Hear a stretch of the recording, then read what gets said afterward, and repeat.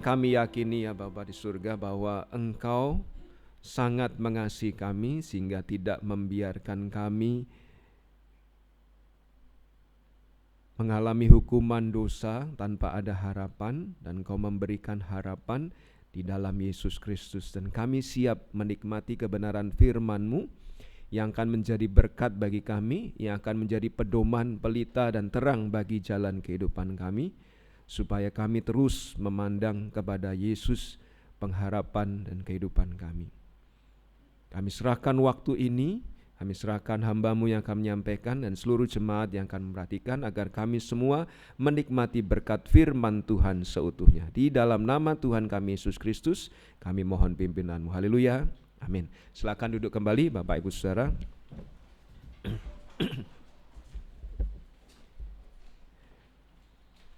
Bapak Ibu Saudara yang dikasihi Tuhan, seperti yang Bapak Ibu Saudara mungkin setujui bahwa belajar tidak harus sekarang ya, belajar tidak harus duduk di kelas dengerin guru menyampaikan materinya.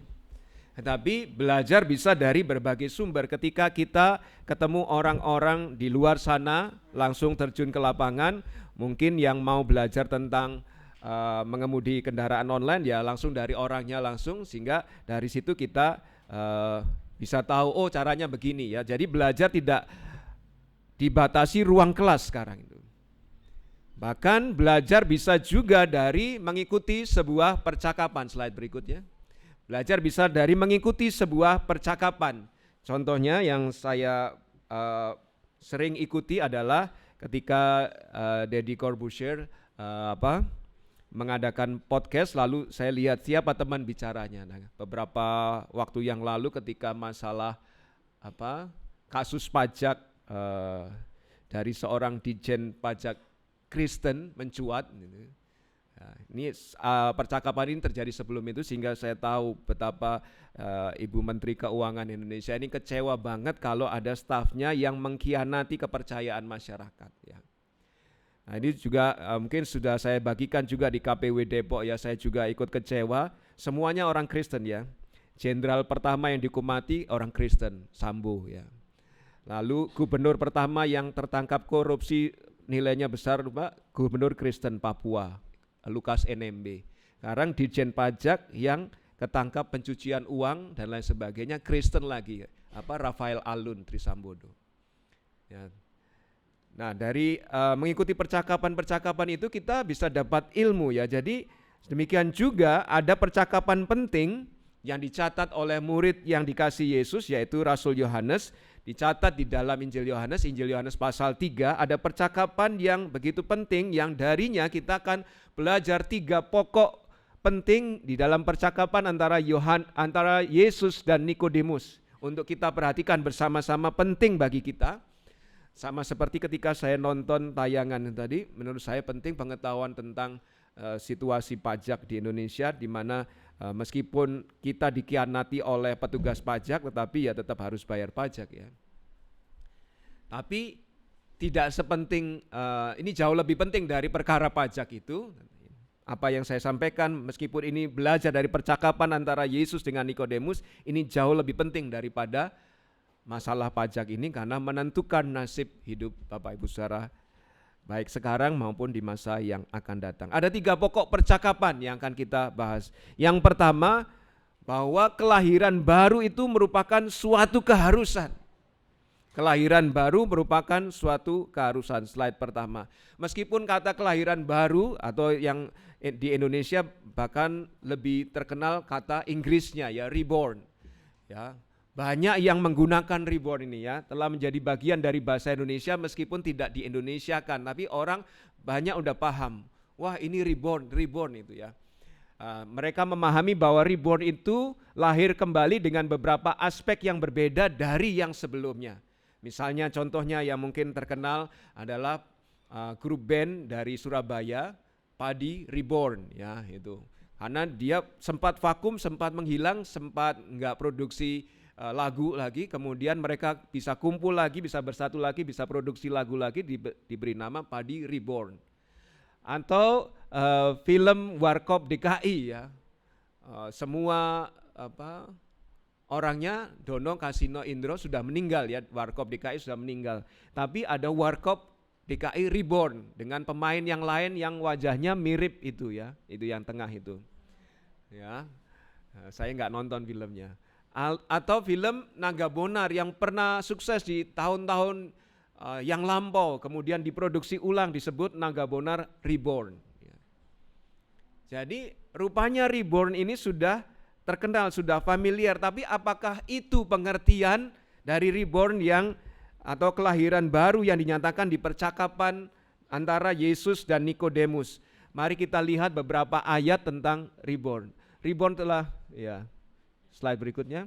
1 Petrus 1, 2, 3, karena kamu telah dilahirkan kembali, ini ya, reborn itu, bukan dari benih yang fana tetapi dari benih yang tidak fana oleh firman Allah yang hidup dan yang kekal. Jadi kita mendapat pengertian, kelahiran baru atau reborn itu enggak seperti padi reborn atau enggak seperti Warkop DKI Reborn, enggak seperti film Naga Bonar Reborn, karena sumbernya ini benih yang tidak fana dan melibatkan firman Allah yang hidup dan yang kekal. Mereka melibatkan produser, sutradara dan sebagainya, atau melibatkan orang yang membiayai supaya mereka produksi lagu lagi dan lain sebagainya. Tapi ini melibatkan benih yang tidak fana oleh firman Allah yang hidup dan yang kekal. Berarti sesuatu yang berbeda dari pengertian reborn atau lahir baru yang dimengerti oleh masyarakat Indonesia. Slide berikutnya.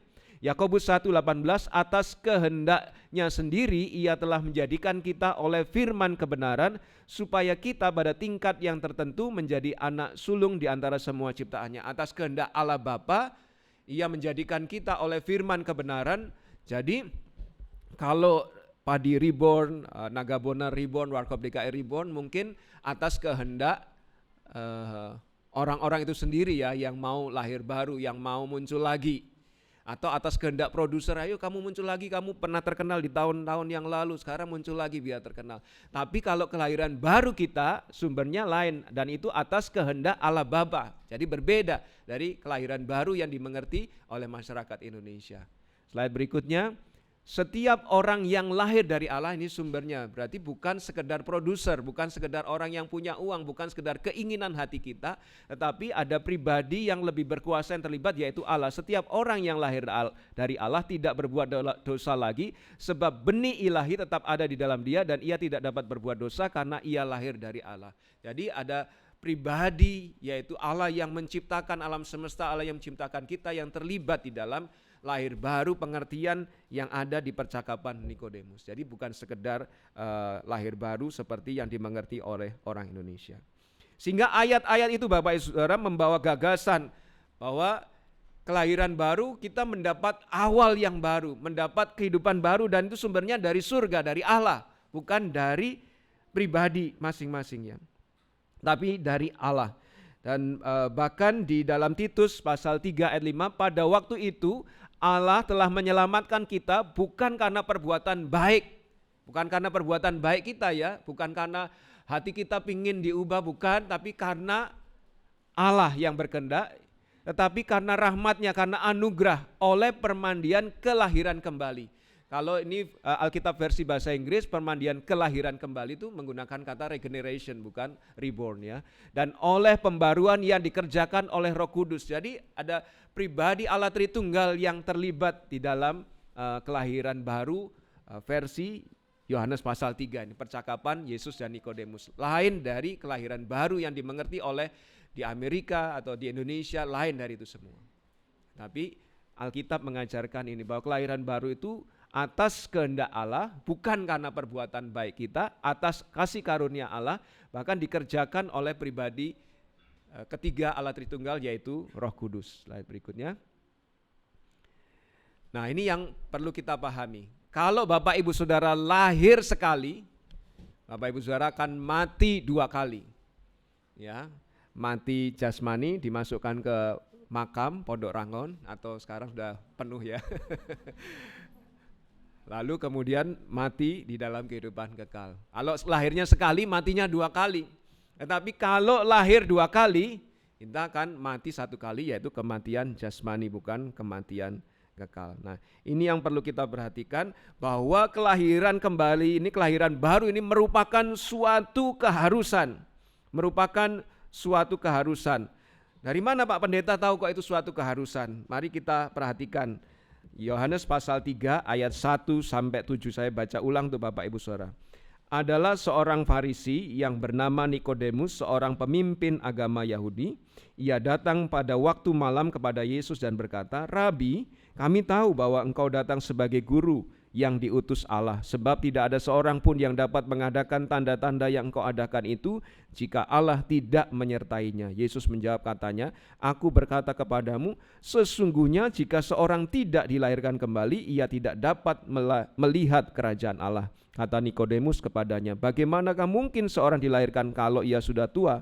Dapatkah ia masuk kembali ke dalam rahim ibunya dan dilahirkan lagi?" Jawab Yesus, "Aku berkata kepadamu, sesungguhnya jika seorang tidak dilahirkan dari air dan roh, ia tidak dapat masuk ke dalam kerajaan Allah. Apa yang dilahirkan dari daging adalah daging, dan apa yang dilahirkan dari roh adalah roh. Janganlah engkau heran karena aku berkata kepadamu, kamu harus dilahirkan kembali." Itu dari ayat 3 dan ayat 7 saja sudah menekankan, kamu harus dilahirkan kembali. Berarti ini suatu keharusan. Mungkin Nikodemus juga terkejut, loh benar Tuhan ngomong ke aku, saya harus dilahirkan kembali. Tuhan gak kenal siapa saya. Tapi di pasal 2 ayat 24, 25 sudah diberitahukan, Yesus mengenal semua orang tanpa diberitahu. Ya. Jadi Yesus sudah kenal Nikodemus, siapa Nikodemus, dan Yesus tidak salah mengucapkan kepada Nikodemus, kamu harus dilahirkan kembali. Mengapa kok harus dilahirkan kembali? Mengapa kelahiran baru itu adalah suatu keharusan jika seorang ingin masuk kerajaan Allah? Karena alasan pertama, jati diri manusia itu mengharuskan kelahiran kembali terjadi ya. Siapa Nikodemus itu? Nikodemus itu orang kaya. Dari mana Pak Pendeta tahu dia orang kaya? Kata tradisi pada zaman itu dia orang kaya. Tapi ketika saya menyelidiki Alkitab ketika Yesus sudah disalib, ada yang mengurus mayat atau jenazah Yesus, namanya Yusuf Arimatea, membelikan lahan untuk pemakaman dan lain sebagainya, ngurus kain kafannya dan lain sebagainya. Enggak mungkin kalau bukan orang kaya bisa ngurus pemakaman, karena harus beli semacam gua, semacam makam untuk meletakkan jenazah itu. Dan Nikodemus terlibat di dalamnya. Berarti dia ikut punya uang ya. Ya Bapak Ibu Saudara, jadi dia termasuk orang kaya. Bahkan di ayat 1 tadi, Yohanes 3 ayat 1, adalah seorang Farisi yang bernama Nikodemus, seorang pemimpin agama Yahudi. Tidak saja kaya, dia terhormat, pemimpin agama Yahudi, tokoh terkenal di masyarakatnya. Kalau zaman sekarang mungkin Pak Pendeta atau Ustadz, Habib gitu ya, terkenal ya gitu. Dan biasanya kalau terkenal itu ada orang asumsinya, wah ada kemarin teman saya nelpon, wah sekarang enak ya pelayanan di Jakarta, sekali undangan khotbah dapat 2 juta. Emang benar ya, sekali undangan khotbah dapat 2 juta. Kalau dibaptis enggak ya. Ya jadi tapi kadang-kadang orang menilai itu pemimpin agama diundang sekali bicara dapat uang banyak gitu. Sehingga kemungkinan saja memang si Nikodemus ini orang kaya ya. Tapi yang jelas dia terhormat karena pemimpin agama. Tidak saja pemimpin agama dikatakan di situ, pasti orang rohani, karena dia dikatakan adalah seorang Farisi.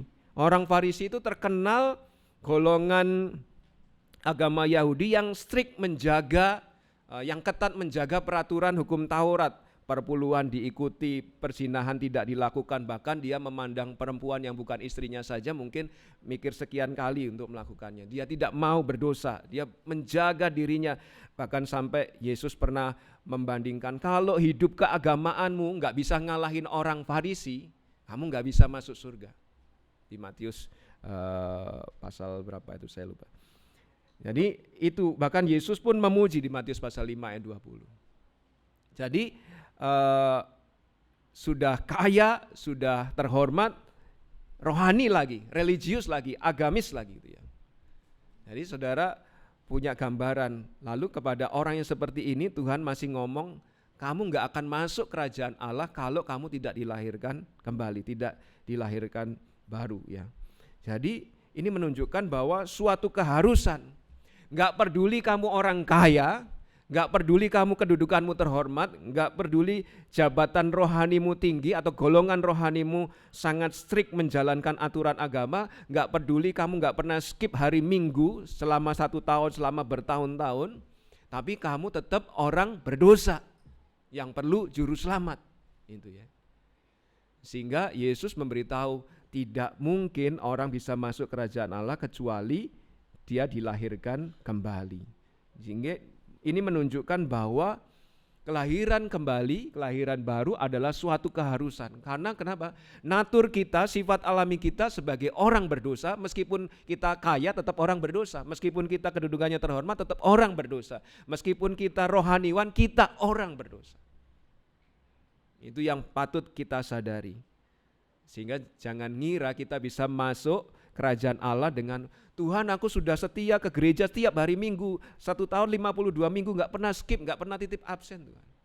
Dan Roma 3:23 ini kesaksian Allah lewat Alkitab, bukan kesaksian orang lain. Karena semua orang telah berbuat dosa. Tuhan itu termasuk saya, iya kamu juga, pendeta juga berbuat dosa. Ya, rohaniwan juga, orang kaya juga. Orang terhormat juga, karena semua orang telah berbuat dosa, telah kehilangan kemuliaan Allah. Semua ya semua, gak peduli kayanya, gak peduli terhormatnya, gak peduli status rohaninya, semua orang telah berbuat dosa dan telah kehilangan kemuliaan Allah, dan destininya, tujuan akhirnya ya neraka. Sehingga ini menunjukkan bahwa suatu keharusan. Jika Bapak Ibu Saudara gak mau ke neraka, ya harus mengalami kelahiran baru. Slide berikutnya.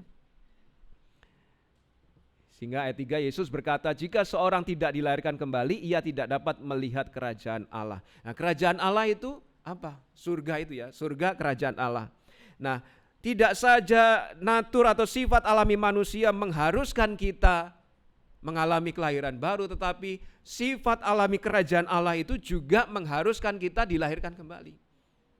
Surga kerajaan Allah berarti surga itu dipersiapkan untuk orang yang memang siap sebagai warga kerajaan Allah, sebagai warganya.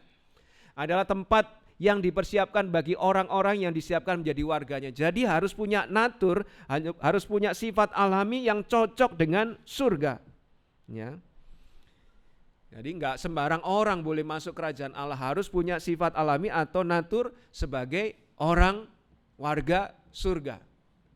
Slide berikutnya.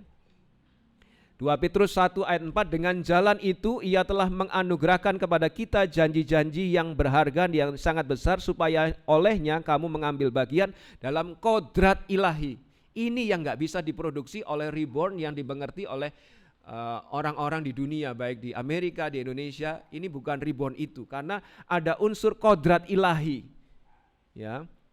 Dengan jalan itu ia telah menganugerahkan kepada kita janji-janji yang berharga dan yang sangat besar, supaya olehnya kamu boleh mengambil bagian dalam kodrat ilahi dan luput dari hawa nafsu duniawi yang membinasakan dunia. Jadi ada unsur kodrat ilahi. Slide berikutnya. Sehingga akibat dari kelahiran baru Bapak Ibu Saudara, kita menerima sifat atau natur baru sebagai warga surga. Tadi 2 Petrus menyebutkan sebagai kodrat ilahi. Saat kita diselamatkan, kita menerima sifat atau natur baru itu dari surga, dari Tuhan. Sehingga kita bisa hidup di kerajaan Allah. Loh Pak, apa orang yang tidak dilahirkan baru nggak bisa? Kan surga tempat yang menyenangkan. Ya kalau mau dipaksakan sih mungkin bisa, tapi orang itu tersiksa. Loh, kok bisa? Pak Pendeta emang pernah ke surga? Ya nggak pernah. Ya. Tapi kita analogikan dengan misalnya ya, saudara punya burung lovebird yang di kandang misalnya, atau terbang gitu ya. Lalu kita paksakan hidup di dalam air. Bisa enggak? Enggak bisa. Karena enggak punya natur sebagai ikan yang bisa hidup di dalam air. Sehingga orang dipaksakan masuk surga tapi enggak punya natur warga kerajaan surga, yang enggak bisa. Ya, slide berikutnya. Kelahiran baru mempersiapkan kita untuk hidup di kerajaan baru, bukan di dunia. Jadi untuk masuk ke surga terlebih dahulu kita harus diubah sifat alaminya, yaitu sifat surga. Slide berikutnya adalah ilustrasi yang saya baru sedang ceritakan. Misalnya burung lovebird ini dipaksakan hidup dalam air. Oh bukan naturnya hidup dalam air, kok dipaksa hidup dalam air, yang nggak bisa, tersiksa dia, mati dia. Orang nggak lahir baru kok dipaksakan masuk surga. Tuhan, aku tetap pingin masuk surga, tapi kamu belum lahir baru, ya nggak bisa. Maka Tuhan memberitahu harus lahir baru. Karena naturmu orang berdosa, ya, harus lahir baru supaya dapat natur warga kerajaan Allah, sifat alami warga kerajaan Allah. Karena sifat kerajaan Allah itu adalah seperti itu, maka kamu harus menyesuaikan diri dengan sifat. Dan itu nggak bisa, slide berikutnya. Untuk menikmati surga harus memiliki natur surga, dan itu hanya melalui kelahiran baru. Sehingga kalimatnya yang disampaikan Yesus kepada Nikodemus, kamu harus dilahirkan kembali. Nggak ada pilihan lain. Nggak ada pilihan lain. Tuhan, kalau bisa milih, aku tak tetap agama Kristen, nggak perlu lahir baru Tuhan. Kan sudah terlanjur dibesarkan di keluarga Kristen, keluarga Pak Pendeta lagi, nggak perlu lahir baru kan Tuhan. Ya, saudara, nggak bisa, tetap harus, ya, merupakan kelahiran baru merupakan suatu keharusan. Jadi, dan di ayat 6 tadi yang sudah Bapak Ibu Saudara juga baca bersama-sama, apa yang dilahirkan dari daging adalah daging, dan apa yang dilahirkan dari roh adalah roh.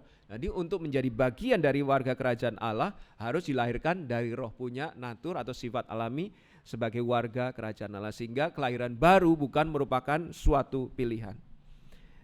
Ya, jadi Bapak Ibu Saudara, jangan puas. Kadang-kadang ada orang ditanya, kamu sudah selamat? Sudah Pak. Oh, apa buktinya? Oh, saya dibesarkan di keluarga Kristen, saya dari lahir tuh Kristen loh Pak. Dari lahir Kristen, mana bisa dari lahir Kristen? Emang sudah bisa ambil keputusan percaya Yesus? Gak bisa. Saya itu lahir dibesarkan di keluarga pendeta, berarti saya selamat Pak. Gak jamin juga. Saya itu ke gereja seminggu sekali, hari Minggu, dan setahun 52 kali, nggak pernah absen Pak Pendeta. Nah, ini bukan itu, ya, penentunya apakah sudah dilahirkan baru. Anak pendeta dibesarkan di keluarga Kristen, beragama Kristen, kaya, terhormat, terpandang, strict melakukan peraturan-peraturan keagamaan. Kata Tuhan Yesus, kamu nggak bisa masuk kerajaan Allah kecuali dilahirkan kembali. Meskipun suatu keharusan, tapi ini misteri. Sampai Nikodemus tanya, loh Tuhan gimana? Ya, bagaimana caranya? Ayat 4. Kata Nikodemus kepada Yesus, bagaimanakah mungkin seorang dilahirkan kalau ia sudah tua? Dia asumsinya, wah kalau dilahirkan kembali berarti saya harus masuk ke rahim ibu saya. Mungkin kalau ibunya ada di situ, ibunya, enggak, enak aja tuh, ngeluarin kamu susah-susah masa masukin lagi gitu ya.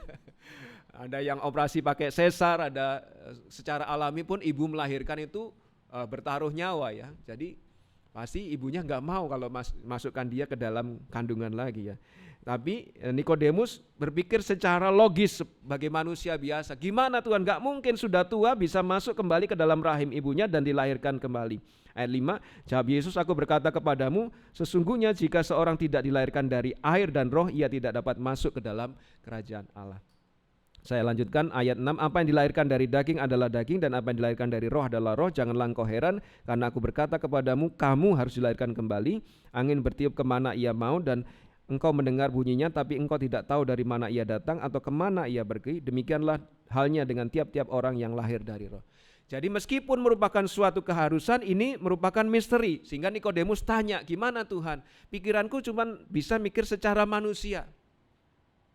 Kayaknya nggak mungkin sudah tua seperti saya masuk kembali ke dalam kandungan ibu saya. Saya mau lahir baru tapi nggak mungkin kayaknya. Tapi kemudian Yesus menggunakan ilustrasi di ayat 4-7 membandingkan kelahiran baru itu dengan kelahiran jasmani. Ya, slide berikutnya. Meskipun kita nggak ngerti bukan berarti, oh Tuhan saya nggak ngerti, saya nggak perlu lahir baru. Bukan gitu ya. Kita juga nggak pernah ngerti kenapa sapi coklat makan rumput hijau, air susunya putih, atau mentega yang dihasilkan kuning, atau es krim yang kita makan enak. Tapi ketika kita makan es krim atau minum susu atau menggoreng dengan menggunakan mentega, kita nggak mikir, wah saya masih belum masuk akal nih, gimana sapi coklat makan rumput hijau hasilnya begini, nggak jadi deh makan mentega. Kita nggak begitu ya, meskipun mungkin nggak masuk di pemikiran kita gimana cara kerjanya sapi coklat makan rumput hijau, menteganya kuning. kita tetap makan mentega, atau kita tetap minum susu, kita tetap menikmati es krim. Meskipun kita nggak paham gimana sapi coklat makan rumput hijau kok menghasilkan seperti itu. Demikian juga kita tetap perlu dan harus mengalami kelahiran baru meskipun merupakan misteri, kita nggak paham sebenar-benarnya. Slide berikutnya. Kelahiran jasmani, jadi ini perbandingannya ya, Yesus membandingkan kelahiran baru dengan kelahiran jasmani. Kelahiran jasmani juga merupakan misteri. Meskipun ada dokter ahli kandungan mungkin bisa menjelaskan secara menurut pemahamannya, tetapi tetap para ahli mengagumi bahwa kelahiran jasmani pun merupakan suatu misteri yang tidak mudah dipahami. Gimana pertemuan antara sel sperma, sel telur bisa menjadi bertumbuh, ada anak yang punya otaknya, punya tangannya, punya kaki, punya lain sebagainya. Bagaimana itu? Gimana dari ribuan sperma kok cuma satu yang jadi dan lain sebagainya. Itu masih merupakan misteri. Ya, kelahiran jasmani pun merupakan misteri. Jadi Yesus membandingkan antara kelahiran jasmani yang dipahami Nikodemus dengan kelahiran baru yang hendak dijelaskan Yesus. Ya, slide berikutnya. Agar seorang bisa masuk surga dia harus punya dua kelahiran. Ya, dikatakan tadi mana ya? Jika seorang tidak dilahirkan dari air dan roh, nah air ini bicara, ini ada beberapa pendapat tetapi saya ambil yang ini, bahwa air ini bicara tentang kelahiran jasmani. Seorang bisa masuk surga dia harus punya dua kelahiran, kelahiran jasmani sebagai manusia dan kelahiran kedua yaitu kelahiran rohani. Slide berikutnya. Kelahiran fisik, ya. Ini dibandingkan oleh Yesus. Kelahiran fisik itu memberi kehidupan, kelahiran rohani juga memberi kehidupan. Kelahiran fisik itu terjadi sekali, nggak ada orang dilahirkan dua kali secara kelahiran jasmani ya. Orang tuanya, ibunya nggak mau ya. Demikian juga kelahiran rohani hanya terjadi sekali, tidak bisa diulang, tidak bisa dibatalkan. Kelahiran fisik terjadi karena penderitaan orang lain, penderitaan ibu kita yang melahirkan kita, perjuangan dia.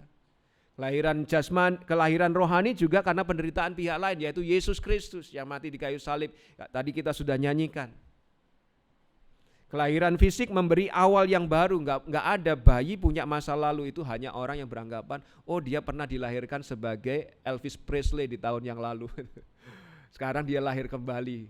Nggak ada bayi punya masa lalu, itu nggak ada. Kelahiran fisik memberi awal yang baru, demikian juga kelahiran rohani memberi awal yang baru bagi orang yang mengalaminya. Jadi Yesus sedang membandingkan, kalau kamu ngertinya kelahiran fisik, ya memang ada persamaannya antara kelahiran jasmani, kelahiran fisik dengan kelahiran rohani. Slide berikutnya. Tapi tidak saja dengan menggunakan ilustrasi kelahiran jasmani, Yesus kemudian menggunakan ilustrasi angin. Di ayat 8, angin bertiup kemana ia mau dan engkau mendengar bunyinya, tetapi engkau tidak tahu dari mana ia datang atau kemana ia pergi. Ini yang lucu ya, mungkin saudara ketawa juga. Saudara tahu dari mana datangnya kentut, tapi saudara tahu efeknya ya. Saudara lantas menuduh, siapa sih yang buang gas sembarangan itu ya. Kita nggak tahu dari mana asalnya, tapi kita tahu efeknya. Yesus menggunakan angin. Angin bertiup kemana ia mau dan engkau mendengar bunyinya, tetapi engkau tidak tahu dari mana ia datang atau kemana ia pergi.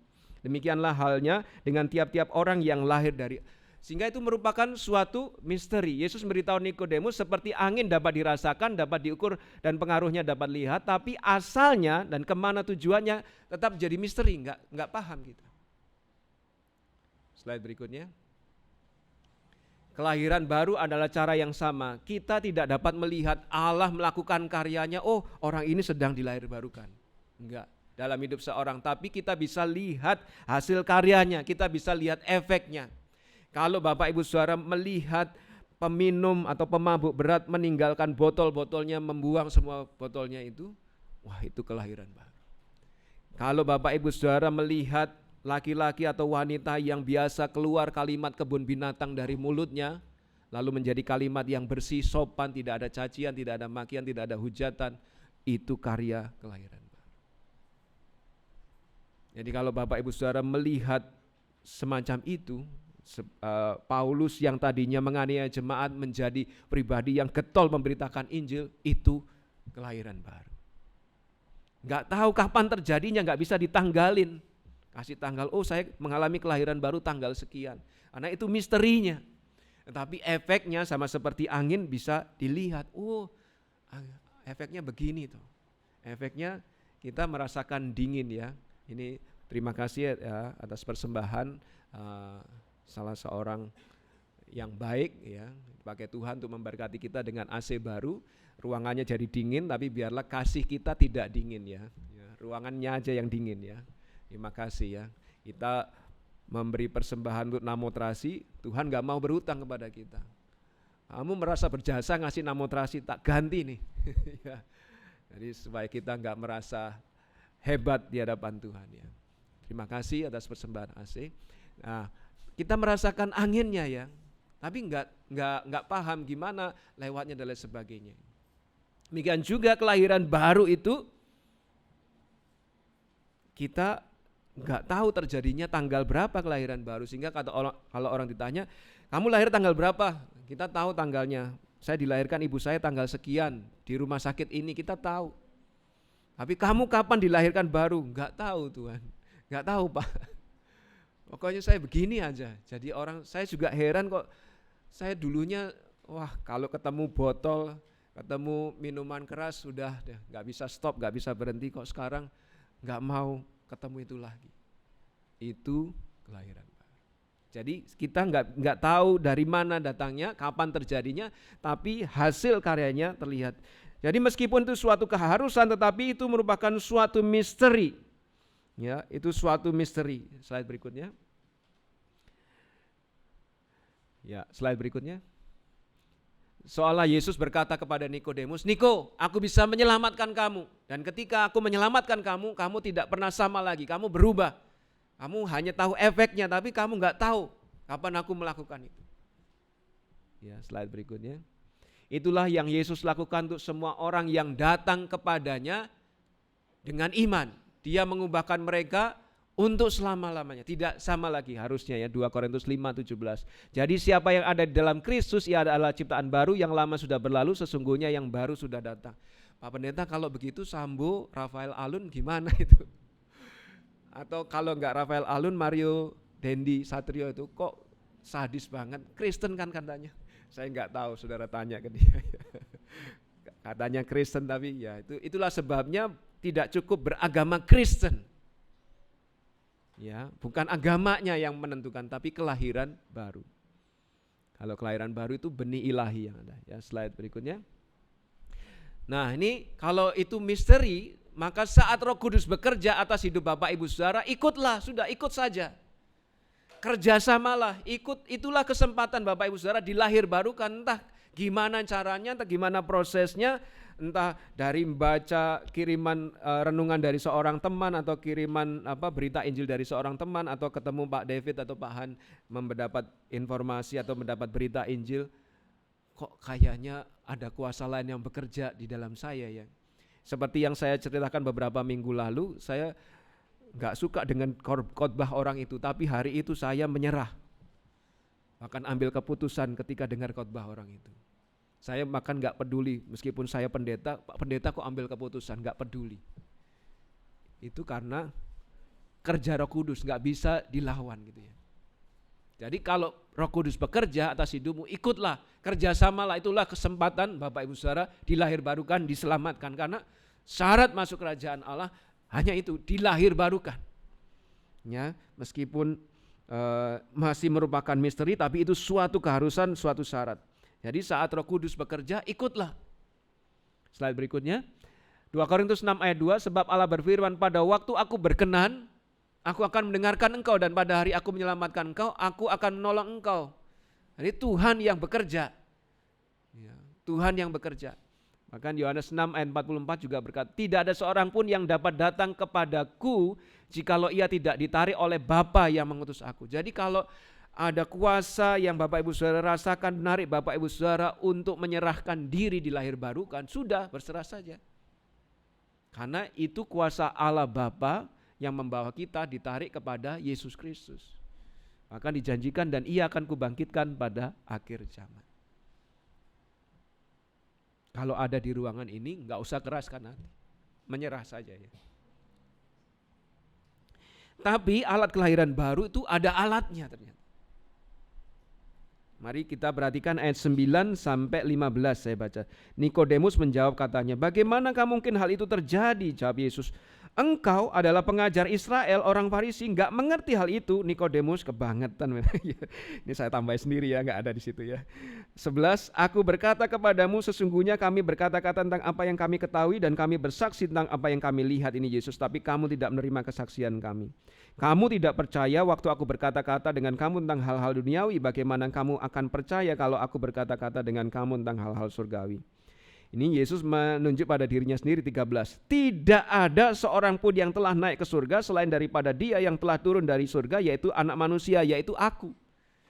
Aku ini turun dari surga." Kamu tadi sudah memberitahu, bahkan Nikodemus memuji Yesus. Tuhan Rabi atau guru enggak pernah ada yang bisa melakukan tanda itu kalau tidak disertai Allah. Jadi Nikodemus sudah tahu. Nah, sekarang ditegaskan lagi, tidak ada oleh Yesus, tidak ada seorang pun yang telah naik ke surga selain daripada Dia yang telah turun dari surga, yaitu Anak Manusia, yaitu Aku. Kalau kamu percaya bahwa aku bisa melakukan perbuatan itu karena Allah dari surga, aku ini turun dari surga. Karena Nikodemus ingin tahu caranya bagaimana. Yesus menjelaskan, "Gini loh Nikodemus, ada alatnya." Dan alatnya itu apa? Slide berikut, peran juru selamat. Anak Manusia meninggalkan surga, datang ke dunia untuk mati membayar hutang dosa manusia. Karena Allah mengajukan syarat yang bisa membayar hutang dosa manusia kalau manusia itu hidup suci benar dari dalam kandungan sampai matinya enggak ada dosa. Dan Yesus memenuhi itu semua. Dia lahir dari seorang perawan Maria. Selama hidupnya dikandung tanpa dosa, dilahirkan dan hidup menjalani hidupnya tanpa dosa.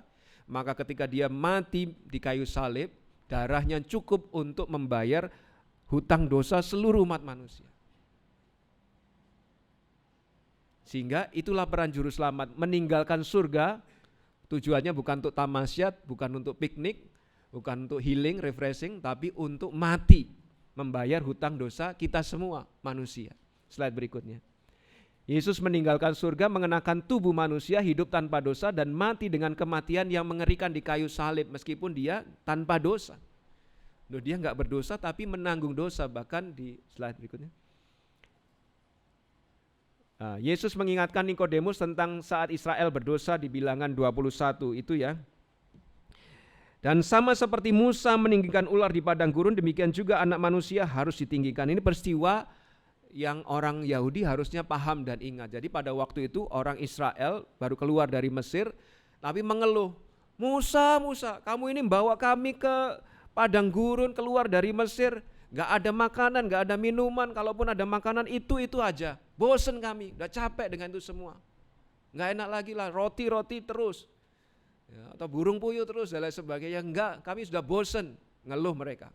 Akhirnya Tuhan menghukum mereka dengan mengirimkan ular yang memagut mereka. Ya. Kemudian mereka datangin lagi Musa, "Musa, tolong berdoa kepada Allah supaya mengusir ular ini. Kami minta ampun." Akhirnya Musa berkomunikasi dengan Tuhan. Tuhan menyuruh Musa, "Buatlah sesuatu yang mirip ular. Lalu siapapun yang melihat kalau di Bilangan 21 ini judulnya ular tembaga. Ular tembaga itu dia akan hidup meskipun sudah dipagut ular." Sehingga begitu Musa selesai lalu mendirikan tongkat, ada ularnya itu, ular dari tembaga itu. Semua orang yang sudah digigit ular tedung itu, melihat itu enggak ada yang mati. Yang melihat itu mereka beriman bahwa dengan melihat itu mereka diselamatkan. Dan ilustrasi ini yang diingat oleh orang Israel, yang diingat oleh orang Yahudi, diungkit lagi oleh Yesus. Sama seperti Musa meninggikan ular itu, ya. Demikian juga Anak Manusia harus ditinggikan, tapi bukan ditinggikan sebagai di ujung tongkat itu, tapi di Kalvari ya, di kayu salib di Kalvari. Dia datang ke dunia untuk disalibkan, Dia datang untuk mati sebagai korban yang menggantikan kita orang berdosa. Ya, itu yang dilakukan Yesus. Ini alatnya. Jadi ada pribadi lain yang dikorbankan. Jadi jangan kira meskipun keselamatan kita gratis bukan berarti murahan ya. Keselamatan kita ada yang bayar, dan yang bayar itu Yesus Kristus. dengan pengorbanannya yang luar biasa. Slide berikutnya. Dia yang tidak mengenal dosa telah dibuat menjadi dosa karena kita. Begitu berharganya kita sampai Allah ngirimkan Yesus untuk menyelamatkan kita. Supaya dalam Dia, dalam Yesus kita dibenarkan oleh Allah. Dosa-dosa kita diselesaikan, dosa-dosa kita diampuni. Ini alatnya. Slide berikutnya. Dan ia telah masuk satu kali untuk selama-lamanya ke dalam tempat kudus, bukan dengan membawa darah domba jantan dan darah anak lembu. Yang salah manusia kok yang disembelih domba jantan anak lembu. Yang salah manusia ya yang disembelih manusia. Siapa yang bisa mewakili? Yesus Kristus. Anak hidupnya tanpa dosa sehingga Allah menerima persembahan atau kurbannya. Suci, gak ada cacat, gak ada celahnya. Sehingga cukup untuk menghapus dosa manusia. Tetapi dengan membawa darahnya sendiri, itu yang dilakukan Yesus. Slide berikutnya. Saat kita beriman pada Yesus, tidak ada lagi hutang dosa pada catatan kita. Begitu ilustrasi tadi dihubungkan ya. Begitu kita memandang kepada Yesus, beriman kepada Yesus, ya, sama seperti orang Israel memandang kepada ular tembaga itu, semua racunnya dihapuskan sehingga mereka tidak mati meskipun telah digigit ular. Begitu kita beriman kepada Yesus, hutang dosa kita, catatan dosa kita dihapus. Yang dulu, yang sekarang, dan yang mungkin terjadi di masa yang akan datang, semua dihapus. Dia melakukan bagiannya dengan cara mati di kayu salib, tetapi dia tidak mati selamanya ya. Pada hari yang ketiga dia bangkit kembali, sehingga dia juga bisa memulihkan kita. Bahkan menjanjikan kebangkitan kepada kehidupan kekal kepada orang yang percaya kepada. Itu peran juru selamat. Ya, alat kelahiran baru itu ada peran juru selamat. Juru selamat itu yaitu Yesus Kristus harus mati menggantikan tempat kita. Itu peran juru selamat. Lah peran saya apa? Atau Nikodemus mungkin bertanya, mungkin nggak ditulis di sini, tapi mungkin juga ada pertanyaan. Lah kalau itu perannya juru selamat, itu perannya anak manusia. Lalu peran saya apa? Perannya Nikodemus ada di ayat 15. Supaya setiap orang yang percaya kepadanya beroleh hidup kekal. Believe, trust. Percaya bahwa darah Yesus cukup untuk menghapus dosa kita semua. Dosa saya di masa yang dulu, dosa saya di masa yang sekarang, dosa saya yang mungkin akan terjadi, semua dihapus oleh darah Yesus dan darah Yesus cukup. Itu percaya. Sehingga dilahirbarukan itu ada alatnya, yaitu percaya kepada Yesus. Tidak ada lagi yang harus Bapak Ibu Saudara lakukan selain percaya kepada Yesus. Slide berikutnya. Roma 10 ayat 9, sebab jika kamu mengaku dengan mulutmu bahwa Yesus adalah Tuhan dan percaya dalam hatimu bahwa Allah telah membangkitkan Dia dari antara orang mati, kamu akan diselamatkan. Pak, semudah itu? Iya, semudah itu. Mengaku dengan mulut dan percaya dalam hati bahwa Yesus adalah Tuhan, bahwa Allah telah membangkitkan Dia dari antara orang mati, kamu diselamatkan. Dosamu selesai.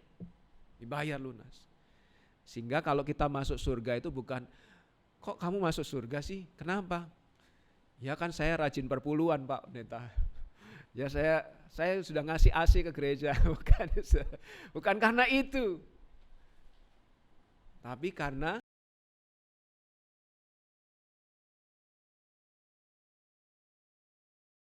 perlu beriman saja. Dan itu kan diselamatkan. Jadi kalau kita selamat masuk surga bukan karena hebatnya kita, tapi karena peran juru selamat itu.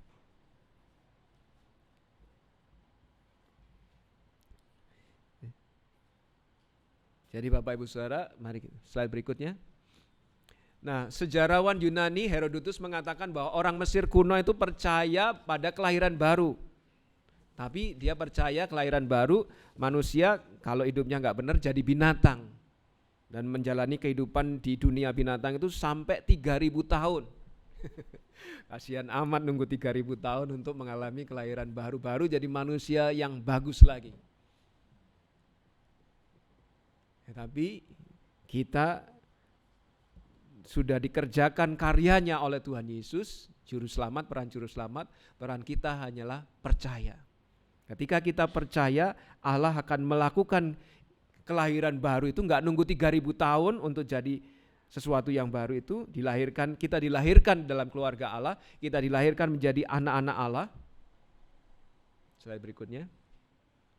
Jika mau dilahirkan kembali, berimanlah kepada Yesus, akuilah bahwa Yesus juru selamat Bapak Ibu Saudara, dan persilakan Dia mengatur hidup Bapak Ibu Saudara menjadi Tuhan bagi Bapak Ibu Saudara.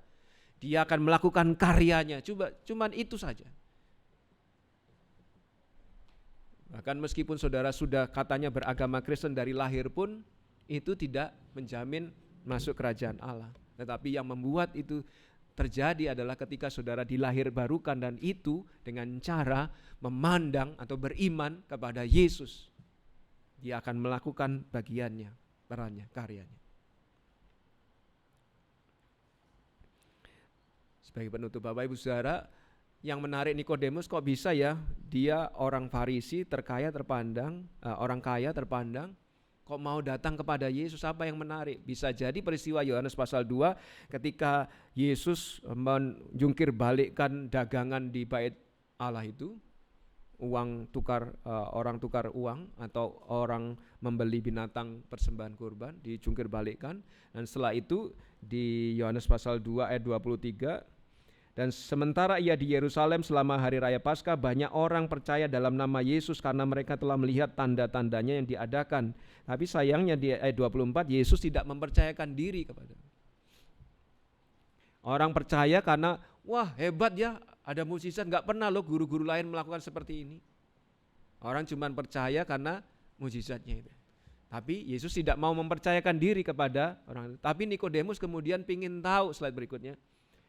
Nikodemus melihat, mendengar perbuatan Yesus di bait Allah itu, dan kemudian dia, kok aku masih butuh sesuatu ya, kok ada sesuatu yang kurang, yang belum ada jawabannya, sehingga dia berani menemui Yesus. Meskipun itu dilakukan malam hari, bisa jadi karena dia takut diketahui orang, bisa jadi karena dia melihat kesibukan dirinya maupun kesibukan Yesus, sehingga bisa ketemunya malam, enak ngobrolnya malam. Slide berikutnya. Dia datang mendengar pengajaran Yesus dan percakapan Yesus, kita pelajari pagi hari ini. Tapi kemudian pertanyaan kita, Pak Pendeta, apakah Nikodemus diselamatkan? Saya enggak tahu. Tetapi Alkitab memberitahu setelah itu ya. Slide berikutnya. Nikodemus membela Yesus di hadapan mahkamah agama. Pada waktu itu Nikodemus mengusulkan, apakah kita enggak mau dengar dulu pembelaannya sebelum menghukum dia? Itu dia berani loh membela di hadapan teman-temannya yang lain yang enggak percaya kepada Yesus. Juga Nikodemus kemudian membantu Yusuf dari Arimatea menguburkan jenazah Yesus setelah penyalipan di Yohanes 19:38. Dia mempersembahkan itu korban uang ya. Mempersembahkan uangnya untuk jenazah Yesus. Kita enggak tahu kapan dia dilahirkan kembali, kapan dia dilahirbarukan oleh Tuhan, tetapi kita lihat buahnya. Oh, orang yang dilahirbarukan oleh Tuhan itu ada buahnya. Sehingga makanya kita juga ketika ada orang ambil keputusan percaya Yesus, kita kemudian tanya, apa sih perubahan hidupmu? Dulunya kamu seperti apa, sekarang kamu seperti apa? Kita bertanya itu. Sehingga harusnya ketika kita berani nyebut diri kita sebagai Kristen, gak perlu lagi jadi paksa-paksa ke gereja, bersekutu, baca Alkitab, gak perlu lagi itu sebenarnya. Karena orang yang diselamatkan, dilahirbarukan ada buahnya. Dia suka Tuhan, suka perkara-perkara tentang Tuhan. Dan Nikodemus menunjukkan itu, sehingga banyak ahli Alkitab berpendapat bahwa dia diselamatkan, tapi kelahiran baru nggak tahu kapan terjadinya, buahnya yang bisa dilihat. Di Yohanes 2 ayat 24 dikatakan demikian. Tetapi Yesus sendiri tidak mempercayakan dirinya kepada mereka, orang-orang yang baru percaya itu, karena ia mengenal mereka semua, ayat 25. Dan karena tidak perlu seorang pun memberi kesaksian kepadanya tentang manusia, sebab ia tahu apa yang ada di dalam hati manusia. Bapak Ibu Saudara, Yesus tahu yang di hati kita. Yesus tahu Bapak Ibu Saudara, lebih dari orang terdekat sekalipun. Yesus mengenal kita, dia tahu apakah Bapak Ibu Saudara selamat atau tidak, meskipun namanya sudah pakai Kristen, meskipun sudah ada di gedung gereja, dia tahu saudara selamat atau tidak. Yesus tahu apakah Bapak Ibu Saudara dilahirkan kembali atau belum, Yesus tahu. Dan Yesus tahu semua tentang Bapak Ibu Saudara. Yesus tahu dia mengasihi Bapak Ibu Saudara begitu berharga sampai dia rela datang ke dunia mengorbankan dirinya untuk keselamatan Bapak Ibu. Dan dia tahu juga di slide berikutnya bahwa kalau saudara datang kepadanya, beriman kepadanya, Dia akan melahirbarukan Bapak Ibu Saudara dengan kekuatan kasih karunia-Nya. Sehingga karena ini merupakan suatu keharusan meskipun adalah misteri, tapi Allah tidak meninggalkan kita tanpa alat, dan alatnya adalah percaya kepada Juru Selamat itu. Sehingga datanglah kepada Yesus untuk keselamatan Bapak Ibu Saudara sekarang juga. Kristen gak menjamin selamat. Menjalankan tata agama Kristen tidak menjamin selamat. Tetapi dilahirbarukan, dan itu karya Allah. Itu yang menyelamatkan. Sehingga datang saja kepada Yesus. Amin.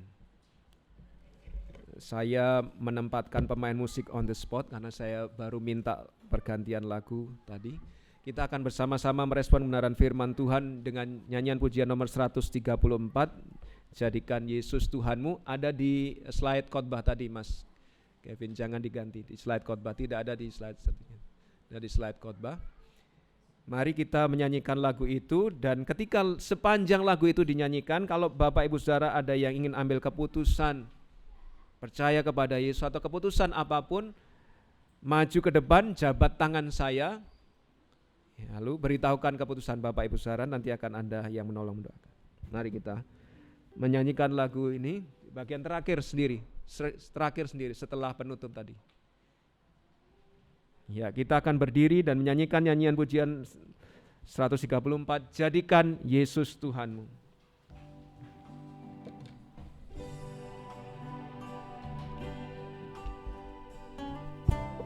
Satu.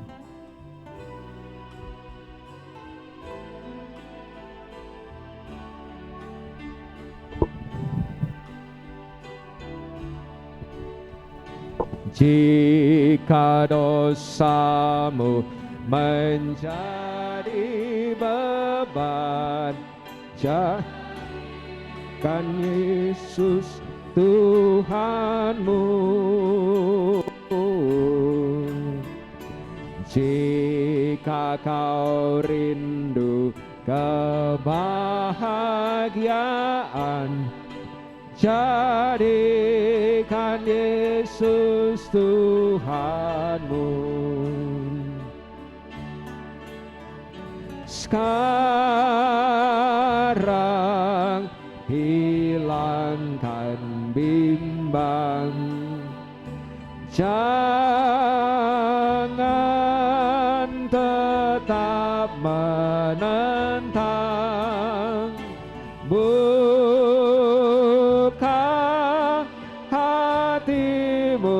Sekarang jadikan Yesus Tuhanmu. Jika ada yang ingin mengambil keputusan, silakan. Jika berhasrat terhapus dosa, jadikan Yesus Tuhanmu.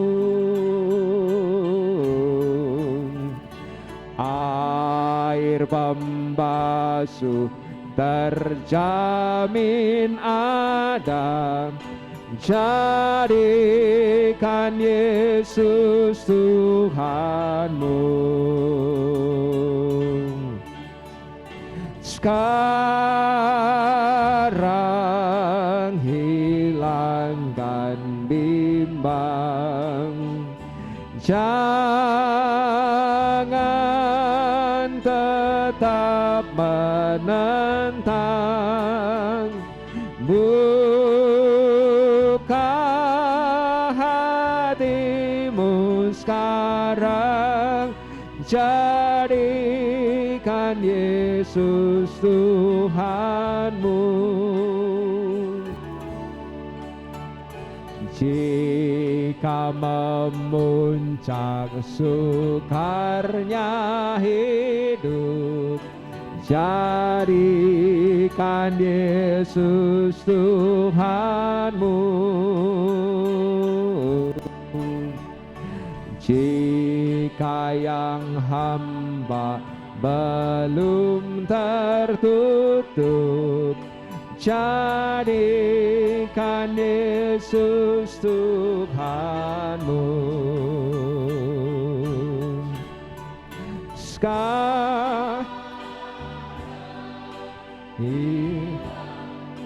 bimbang, jangan tetap menentang, buka hatimu sekarang, jadikan Yesus Tuhanmu. Yang terakhir, jika mengharap senang dan damai, jadikan Yesus Tuhanmu.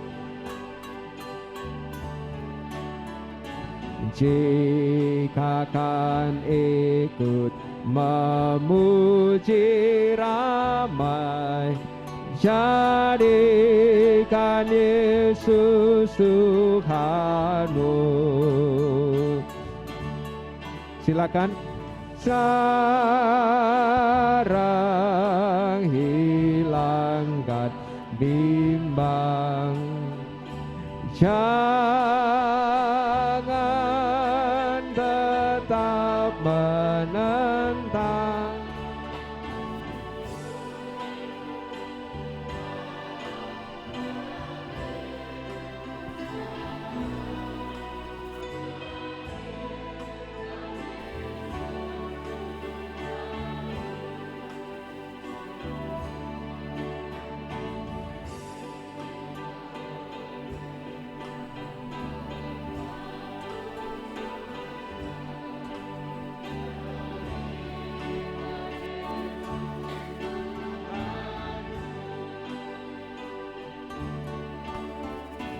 Jika kau rindu kebahagiaan, jadikan Yesus Tuhanmu.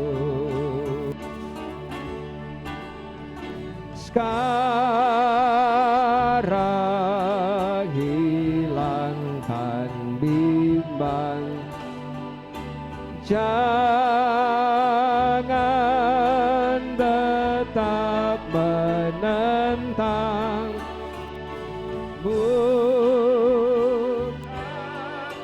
hatimu sekarang, jadikan Yesus Tuhanmu. Tuhan, hamba-Mu terbatas di dalam menjelaskan firman-Mu, tetapi Roh Kudus-Mu hebat. Roh Kudus-Mu lah yang hebat, yang sanggup menembus hati pikiran kami, bekerja memeteraikan firman-Mu, sehingga tiap-tiap orang dikuasai, dijamah oleh Roh Kudus untuk boleh memahami firman-Mu dan menyadari bahwa kami semua harus mengalami kelahiran baru untuk bisa menikmati kehidupan kekal bersama Allah Bapa di surga. Kami bersyukur bahwa Tuhan sudah memimpin kebaktian ini dari awal, pertengahan hingga akhir. Kiranya Tuhan berkenan. Apa yang kami lakukan biarlah sungguh-sungguh menjadi persembahan yang harum dan berkenan di hadapan Tuhan. Kami akan mengakhiri acara ini, kembali kepada aktivitas kami masing-masing, ke rumah kami masing-masing. Mohon perlindungan penyertaan-Mu bagi setiap kami, agar kami selamat sampai di rumah, bertemu dengan orang-orang di sekitar kami, membagi berkat yang dari Tuhan kepada mereka, membagi berita keselamatan di dalam Yesus Kristus kepada orang-orang sekitar kami, sehingga sama seperti kami, mereka pun boleh mengalami keselamatan di dalam Tuhan. Demikian juga Tuhan, berkatilah setiap anak-anak-Mu di tempat ini, bukan karena kami baik, tapi karena Engkau murah hati yang berkenan memberkati setiap orang yang percaya kepadamu. Berkatilah di dalam kehidupan pribadinya, apapun yang sedang menjadi pergumulannya, Tuhan hadir sehingga dia dikuatkan, dihiburkan, dan dimampukan untuk menjadi terang dan garam dunia bagi sekitarnya. Berkatilah tiap keluarga agar harmonis, rukun, saling mengasihi, saling mengampuni, antara orang tua dengan anak, antara suami dengan istri, kakak, beradik, semua keluarga boleh rukun, sehingga orang di sekitar kami boleh melihat kasih yang dari surga mengalir dalam keluarga demi keluarga. Berkati usaha pekerjaan jemaatmu, apapun profesinya, mereka dapat bekerja dengan jujur dan sungguh-sungguh, sembari menyaksikan hidup mereka kepada orang-orang sekitar mereka. Melalui pekerjaannya, melalui hasil-hasil pekerjaannya, mereka dapat mencukupi kebutuhan keluarga, dapat mendukung pekerjaan Tuhan, dan juga merencanakan masa depan mereka. Kami serahkan tiap pribadi, berkuasalah atas kami, karena untuk menjalani kehidupan di dunia ini kami tidak sanggup kecuali Tuhan memampukannya. Di luar Engkau kami bukan apa-apa, tetapi bersama dengan Engkau, di dalam Engkau kami dapat menanggung segala perkara. Terima kasih ya Tuhan, terima kasih. Saudaraku yang terkasih, kiranya kasih yang dari Allah Bapa, anugerah yang dari Yesus Kristus, hadirat persekutuan di dalam Roh Kudus menyertai saudara semua, mulai saat ini sampai Maranatha Tuhan Yesus datang menjemput orang percaya. Di dalam nama Yesus yang penuh kuasa, kami bersyukur dan berdoa. Haleluya, amin. Selamat hari Minggu, Tuhan memberkati.